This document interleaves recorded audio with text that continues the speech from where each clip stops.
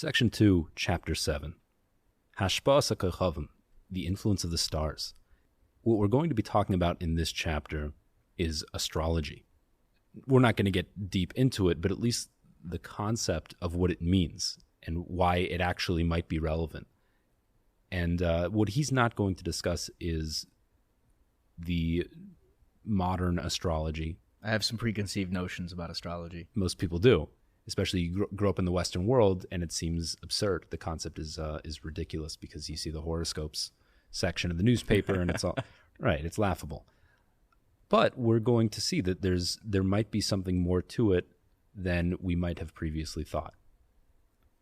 But before we get there, let's jump in with number 1.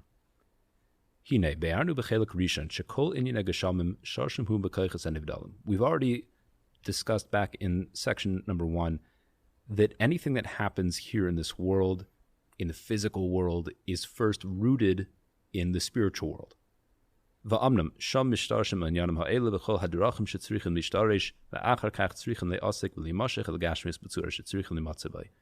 things originate in the spiritual realm, and they show up exactly as they were in their potential form in the spiritual realm.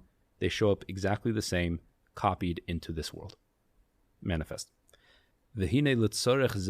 Huchnu hagalgalim v'koichavehem, shebohem uvesivoisehem nimshachem en atakim kol oisem enyanim shenishtarshiv nizmnu lamalo beruchnis al-gashmis poilamato v'oinem poilamato haru'uya. So, in order to facilitate that, Hashem prepared he uses an interesting word here, galgalim, which means spheres. We could probably translate that as galaxies.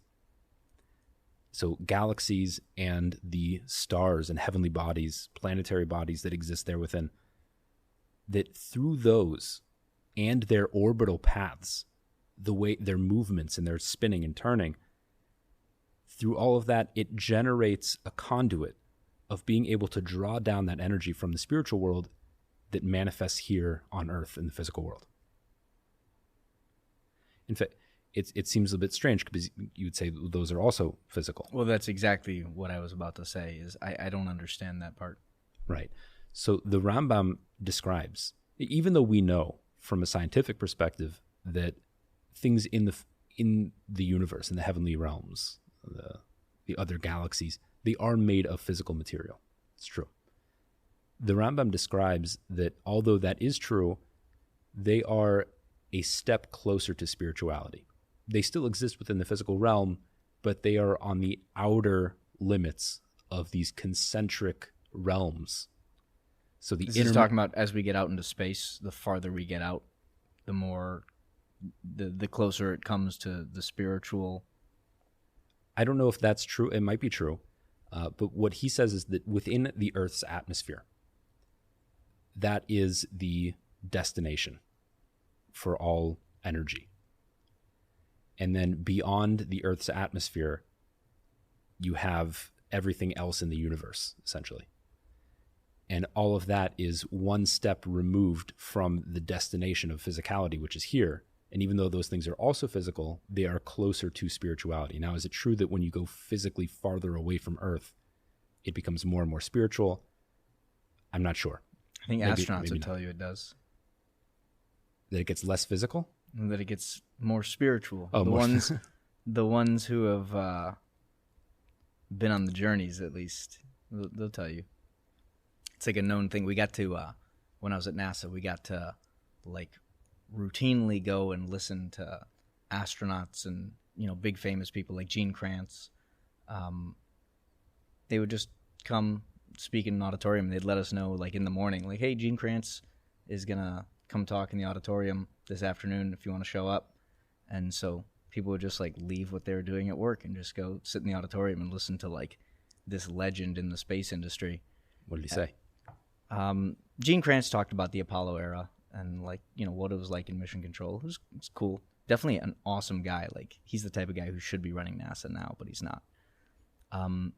But the astronauts say that it's a spiritual experience, being out there and recognizing so clearly that we're designed to be there, on Earth. They're looking at the only place probably in the universe that could just support us. That seems designed for us, or we're designed for it. It doesn't matter. And now we're like venturing farther outside of it, and you get to look at the only place that's really our home.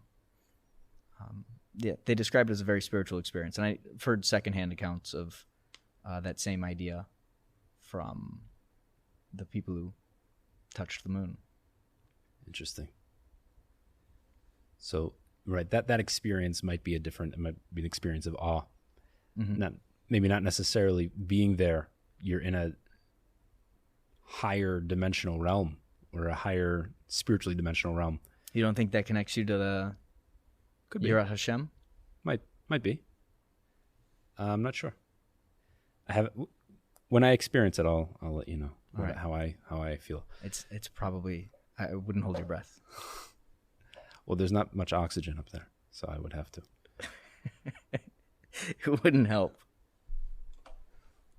This geocentric view of reality also might seem strange to us in our post-Copernicus world, that like Earth is the destination of everything, even though we know that the Earth is in an orbital path around the sun. Mm-hmm.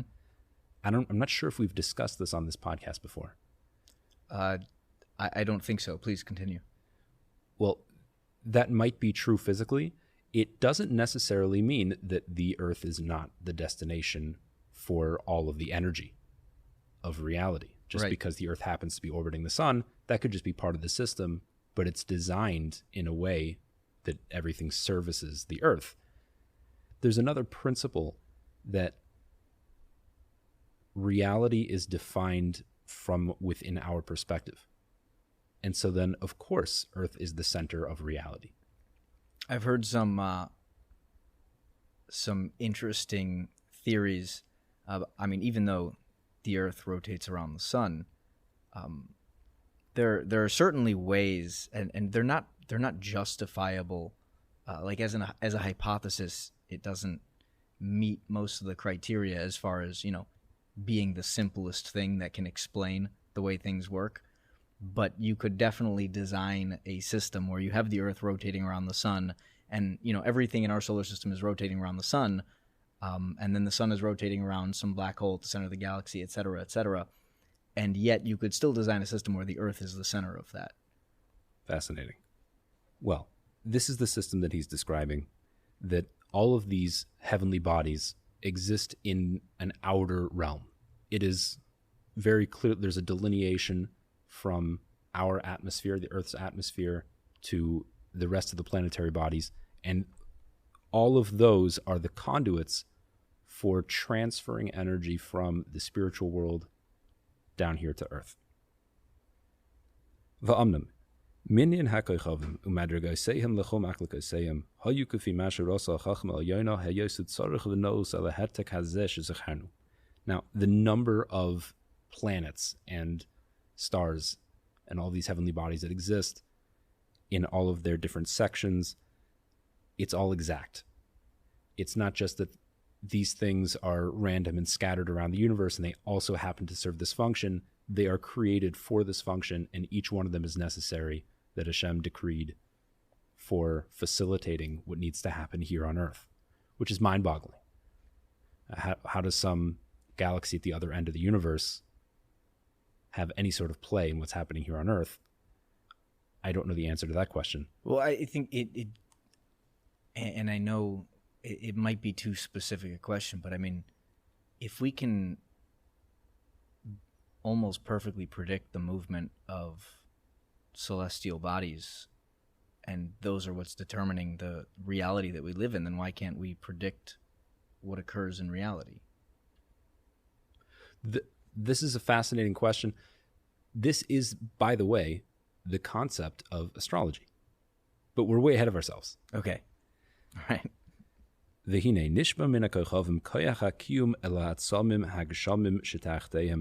from these stars, you have the influence of energy that then supports the basic existence of physical reality here on Earth. They are what's funneling that source energy that is destined to arrive here from the spiritual world. Number 2. V'ulam oid inyan echad chokak haboris barach shemai b'kochav ha'ela. There's another function that's embedded within these heavenly bodies as well. It's not just facilitating the basic physical energy that makes a chair exist here in this world. There's another function as well, and that's v'hu shagam kein inyane mikri hagashamim umasigehem achar shehuchna lamalo.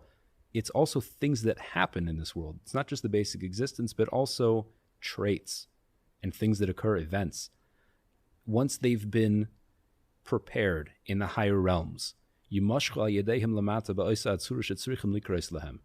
are then drawn forth from those heavenly realms where everything is decreed by Hashem and channeled through the stars and then manifest here in this world. Derech mashal, for example, hachayim, life, oisher, wealth, chachma, zer v'chiyotz b'zeh, intelligence and children being born, all of these things that happen, and even on a personal level, traits.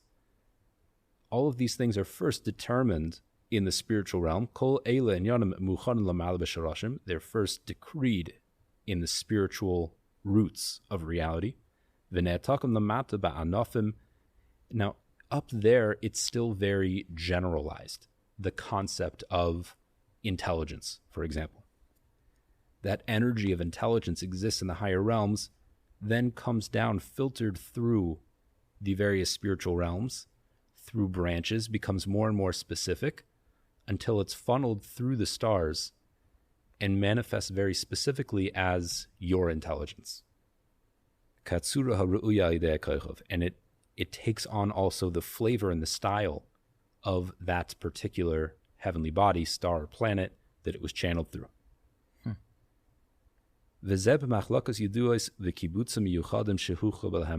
And it's also not random. There is a system for how all of these things are channeled, and each of the stars has a very specific role to play. And everything that happens down here in the physical world is divided among these stars to channel. Nothing else happens without that. It's all funneled through the heavenly realms. V'nikshru hagashamim kulam tachash shlutusam kefi sidreihem lehischadish behem kefi masha yushba min maracha lefi akisha shis kasha kol ish v'ish. All of the physical world is now tied together under the influence of the stars, according to their order and how they're moving, so that things might happen in this world, and there's an influence that's coming from this system. That's actually a wild statement. So anyone at any time period, you could have thought about just the sheer number of events, and you'd say, yeah, it's infinite, or it's, gajillions. But you know what I mean? Like it's as close to infinite as anything that we could possibly imagine. Just the number of events, all the events that happen, everything. But it was only like extremely recently that people knew for sure that there was more than like 10,000 stars in the sky. There's 10,000-ish visible stars without light pollution. You get a telescope and that goes up pretty significantly, like an old telescope, Galileo style, but you're not in the billions of stars until the very modern era. When we start, like the Hubble was when we realized, like, there's other galaxies. That's what we're looking at out there. And those all have, like, same 400 billion stars or thereabouts. There's at least 400 billion of those that we can see right now. So it's only, like, extremely recently that we realized, like, for sure, this at the very least goes on beyond anything that we can comprehend. And right. It's a big system. Yeah. Well, he very confidently says it right here. So now we're seeing something fascinating. We're seeing that not only we knew before that physicality is a manifestation of spirituality, and we're seeing now that it's being expressed through a system, It shows up here in this world from a very complicated physical system that exists in the universe, which is all of the galaxies of the universe are really a machine that are channeling energy through their rotations and the essence of what they're made of, that are providing spiritual energy, transferring it from a higher spiritual realm, an upper dimension, into our world here and everything that's happening here in this world. Number 3, V'hine, nishtabdu lozeh haseder kol b'nei adam, gam kein li'schadish b'hem, kifi mashi yamashich lehem min ha'ma'aracha. So every single individual, every person is subjugated to this system. We're all affected by it. Anything that happens to you in your life first is channeled through the stars. V'amnum, kavar efshe shetuvutal toldas ha'koichavim, mikoyach chazak elyon mehem. Now, having said that, it is possible to nullify the effects of these energies from the stars, from the heavenly realms. And that comes through divine intervention. And it's based on that concept that the Talmud says, Ein Mazal Yisrael. Now, by the way, the word mazal, mazel tov, right? What is mazal? It's a, is it a time period? No. People might translate it as luck, maybe. Right, but I know it's not that. Well, it actually might be. I'm not sure what the original concept of luck is. Nowadays, we treat luck as things should randomly happen well for you. But I think that in older cultures, they treated luck as something real, fortune. And it might actually be a similar concept to mazel. But what mazel really means, it comes from the word, etymologically speaking, it comes from the word nozel, which means to flow. So mazel is the flow of energy from the stars down into this world. So when you say mazel tov to someone, it's a blessing. You're wishing them that the mazel that they're receiving should be good. Interesting. Okay. Yeah. All right. I'm understanding this. So now, yeah. So every person is subjugated to his or her mazel. When a person is born under certain circumstances, there's a certain time of the year where stars in the sky are present where they wouldn't be in other times of the year.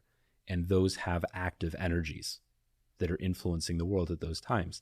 And the specific day of the week and the specific hour of the day, all of these come into play because of the positioning of heavenly bodies.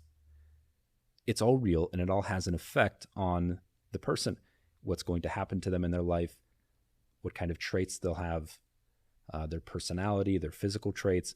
All of these things are influenced to some degree, not completely, but influenced by the positioning of the stars. Well, this actually, and this is what there's part of me that always wondered why the planets played, such a large role. But I mean, as far as we're concerned, the planets are going to be the things that change the most. Like from person to person, over the course of a year, the stars don't change that much, but the planets will change wildly. So that actually makes sense. That would be the focus, if that's what's changing. I mean, if everything's being filtered through that, that's the final filtration stage, I guess, before coming down to us in physicality. You're saying planets within our solar system. Right. So actually, the Talmud does say that every hour of the day is dominated by an energy of one planet. And by the way, when we say planets, we're talking about the sun and the moon are both counted, because it doesn't really matter how, right? We're talking about heavenly bodies. Celestial, well, yeah. Right. So the sun and the moon are two of them, and then it goes from Mercury, Venus, Mars, Saturn, and Jupiter, and that's it. So these 7... That's fair. That's it. Right. So these 7 are the ones that cycle through 7-hour periods of the day. Each hour is dominated by one of these planets, planetary bodies at least, and then the cycle restarts. However, the month of the year also plays a role because that's a regular cycle. If you would look up into the sky, you will see over the course of a year an entire cycle of how the stars look because of the revolution of the Earth around the sun. By the way, the horoscopes that you might have heard of and your sign, this is something that is recognized by Torah, that it's real, because there is an influence in these 12 constellations. You can break up the sky into 12 sections. Each lunar cycle will also represent that time period where a certain part of the sky is present. And so therefore these energies are real.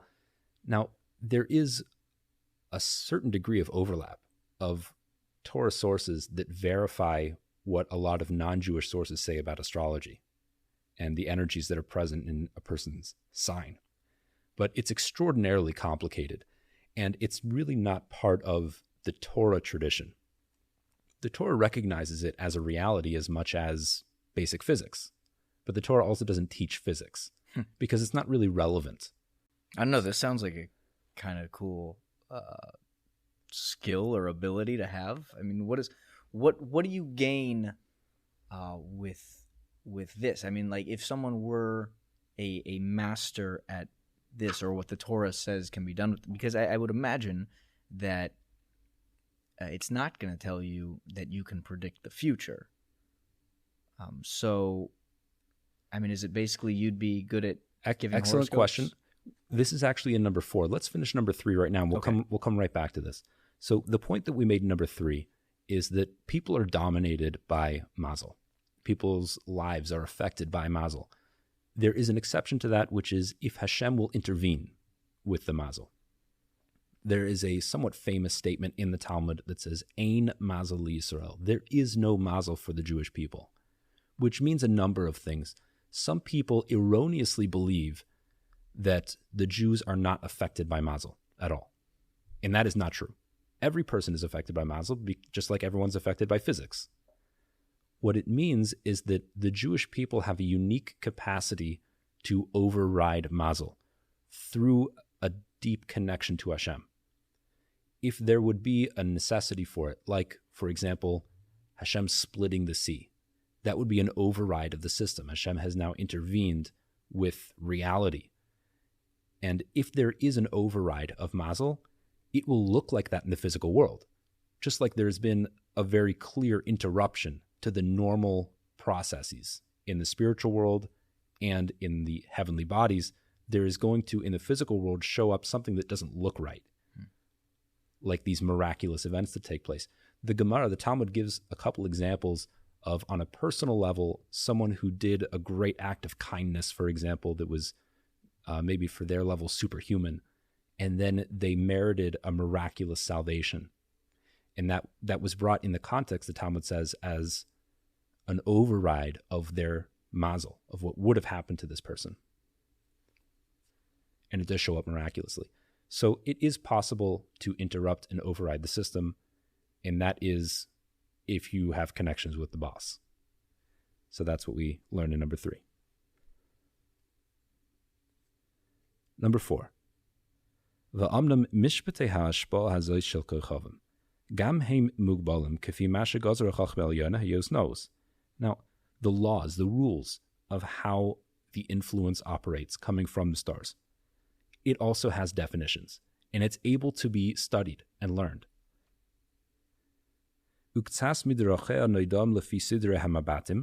Some of its ways are known to, quote-unquote, the stargazers, astrologists of those times, of early times.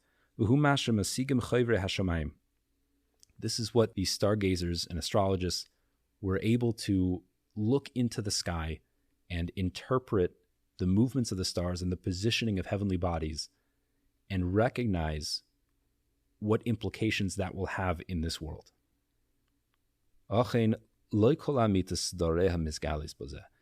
But we should know that not all of the ways of these operations are revealed and known to astrologists, even experts.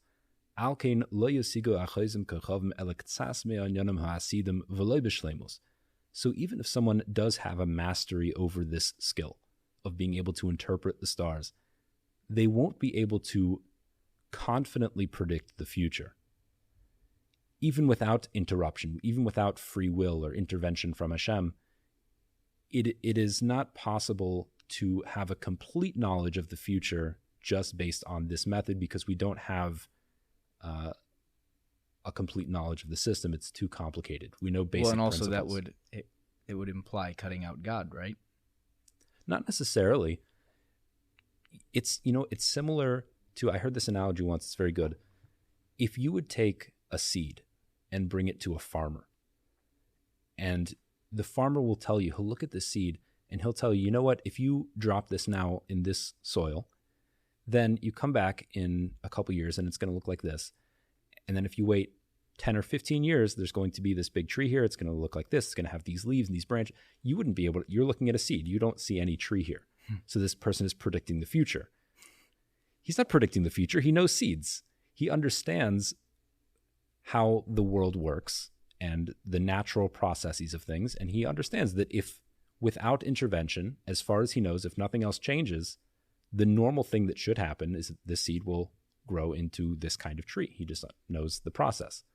Now, there might be a multitude of factors that could affect that tree. There might be, what he's telling you is a 90% chance that it's going to look exactly the way that he predicts. But it could be that there's some chemicals in the ground or some other variable that will affect the outcome of this tree, that it might not grow at all, or it might have a defect or something. And so he's using his knowledge of seeds to be able to, quote unquote, predict the future, but it's not real. He's not looking into the future. He's not seeing what's going to happen. He just sees causes and is predicting effects. And that's the same thing that's happening here with astrologists. They're seeing the position of these stars should indicate this is going to happen in the world. Tomorrow, next week. And this is very different than a prophet, because the laws for a prophet, if the prophet tells you, now a prophet can predict the future, because what a prophet is doing is he is directly channeling Hashem. And we'll speak about prophecy later in this book, actually somewhat soon. If he says that there will be 512 people at this event and there's 511, you kill him. I mean, not really, but that is the law. He is considered a false prophet. If he's off even by the slightest amount, then he's a false prophet. That's the difference between a prophet and a stargazer, is the prophet has absolute truth. It's much better longevity in being a stargazer, it sounds like. True. It's better for your health. It's also easier. So an astrologist will be able to predict probably what's going to happen. There might be things that will, that there are other variables that he's not aware of. And he says, all the more so, that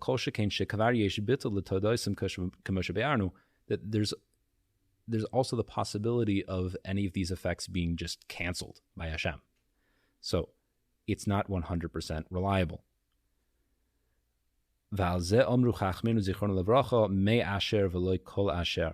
And that's what our sages said, from it and not all of it, which is a reference to the Talmud brings a verse from the book of Yeshaya that says that the stargazers are telling you some of it. And so the sages jumped on that verse, and so you see here that they don't have complete information. They're able to predict a certain amount with a certain level of accuracy, as we've explained. Now, nowadays, this art, let's call it, I don't know, it's not really a science because it's not empirically derived. Let's call it a skill. This skill has been largely lost from humanity. We still know a lot of the basic principles of a remnant, a very hollow shell of what used to be very reliable astrology. And so at this point, it's not even worth discussing or talking about, because it's too far diluted from what it used to be. However, there used to be real experts in this. And actually many of the sages that are brought down in the Talmud were experts in this as well. Let's say, theoretically, if you encountered an expert in astrology, are you allowed to ask him what's going to happen in the future. What use of this? What use is there really of this? Right. That was a little bit. That's basically my question from before. Is what could you do with this? So there are two things. One is you can gain insight into the basic nature of things. If you were able to know the exact mazel that you were born under, it might give you a lot of information about yourself that you might not be aware of. And it might provide a lot of insight. And you'll realize, oh, that's why I behave like this. And, these are my strengths and these are my weaknesses. A lot of that information can be very helpful for your growth process. And there's actually nothing if wrong. You're going to use it to grow and not make excuses. Well, yeah, of course. I can't help it. I'm a Sagittarius. Right. And there is actually nothing wrong with that. If you had this information, and by the way, we still do have a lot of information from reliable Jewish sources, ancient sources from Kabbalists, that do talk about principles of mazel and how to interpret them. And so there really is nothing wrong with that. Where it gets problematic is what we were just speaking about, predicting the future. There is a verse in the Torah that says, Tamim tihiyeh im Hashem Elokeichem. Be simple with Hashem your God. Be simple. So Rashi says that the explanation of that verse is, don't try to figure out what's going to happen in the future. And so many of the commentaries understand that this is an explicit prohibition from seeking out astrologers and fortune tellers. Take things simply. Walk normally. Take things as they come. Make the right decisions based on your Torah knowledge. Don't try to hack the system. The question is now, what if a verified astrologer will come to you and tell you, if you don't do X, Y, and Z, or he'll tell you your house is about to get struck by lightning and burn down. So what do you do then? The Rambam very famously said in a couple places that all of this about astrology, and it's all nonsense, which is it's really interesting. The Rambam has this take on a lot of areas of Kabbalah, which is perplexing because most commentaries are very assertive that the Rambam was a master Kabbalist as well. So it's a very interesting take. And he said, therefore, it would be absolutely forbidden to listen to this person because it's all nonsense. There are theories about why the Rambam had this position, but he does say that. Well, so would it be forbidden to listen to a person speaking nonsense about something else, or is it forbidden in this case because he's suggesting that it's power that comes from somewhere other than Hashem? He's suggesting that it would be a violation of be simple with Hashem. Okay. Right? You're buying into all this heebie-jeebie nonsense. Just be simple. So not only would it be a prohibition to seek out an astrologer, but to listen and get engaged and sucked into all of it would also be problematic as well. However, there are dissenting opinions, probably the majority opinion. The Rashba, for example, writes in a responsa that if, again, it is a prohibition to seek out an astrologer, but if he, again, someone who's verified as a master of this, would tell you, for example, your house is going to burn down, not only is it not a prohibition to listen to him, it is prohibited not to listen to him. Because he says, Ein somchin ala nes, we cannot rely on miracles. This person knows what he's talking about. If he says, now you're not allowed to ask, but if he comes and gives you that information, so you have to take action. Can I ask about his credentials? Of course. Okay. Right. That's why he said verified, right? Yeah. Again, nowadays, probably not relevant because it's mostly charlatans. Does anyone have very accurate information about this? I don't know. I'm not aware of anyone. But the point of all of this is there is a system in place. The stars are a machine that channel divine energy from the spiritual realm that manifests into the physical realm. Everything that happens here channels first through the stars. It theoretically is possible to read that and understand the nature of physical reality and also possibly what's coming, but we just don't have access to it anymore. It just, when you said the stars are a machine, it hit me. I don't know why I never thought of it that way before. Obviously, I'm a huge space nerd, and I've thought about the universe a great deal, but I don't think I ever contemplated the universe as a machine. But of course it is. Of course it is. Like, as an engineer, if I want to do something that I couldn't do with my hands, I'll build a machine or a tool for it. Sure. Hashem created the universe. We know it was for a purpose. So clearly it's a machine for achieving that purpose. I would say even without a religious perspective, if someone would tell a modern scientist that if you look into an atom and the makeup of an atom and tell them that, oh, it's all just random, there's like random stuff in there, it's just kind of scattered, he'll think you're a fool because you just don't know anything. It's more accurate than you might think. But well, there are a specific number of protons and neutrons and electrons, right, and the structure is regular, and it's all for a reason, and they're at a certain distance from the nucleus. Is this accurate? I'm not going to make any statements at all about what electrons are doing. Okay, fair enough. Yeah, me neither. Right. I'll take it back. But I assume that there's some sort of system and structure to it. It's being held together. I like to think that there is. Right. So is it any wonder that the same would apply to the entire universe? That, okay, this, on a very small scale, of course it has to be structured. But on the largest scale, it's all just random. Right. It would be an interesting bit of symmetry, just because our understanding of physics really breaks down as things get small, and things seem to violate physics as we know it. There would be a certain amount of like poetic symmetry there if, as things got really big, they also broke down. But we haven't observed that.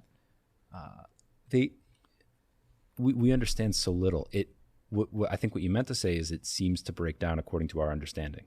Right. We just stop understanding what's happening at a certain point. Yeah. Well, that concludes chapter 7, and we'll begin chapter 8 next week. It's fascinating stuff. Thank you, Rabbi.